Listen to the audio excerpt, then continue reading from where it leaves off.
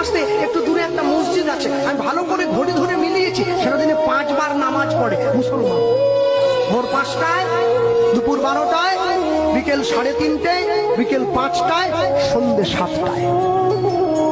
একদিন, দুদিন, 3 দিন, 1 সপ্তাহ মিলিয়েছি, নামাজের সময়টা 1 মিনিট এদিক ওদিক হয়নি।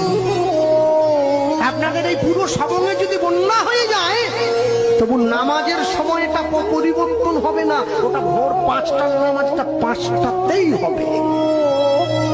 1 মাস ওরা রোজা পালন করে, সকালবেলা সূর্য ওঠার আগে মুখটা ধুয়ে নেয়, একটুখানি খেয়ে নেয়, সারাদিন উপবাস না খেয়ে থাকে, সন্ধ্যেবেলা একটু জল আর খেজুর খেয়ে উপবাসটা ভঙ্গ করে। পরে কি খাবে সেটা বড় কথা নয়, 1 মাস তো পালন তো করে। আর আমার বাড়ির মা বোনেদেরকে বললে কি গো, একাদশী করবে?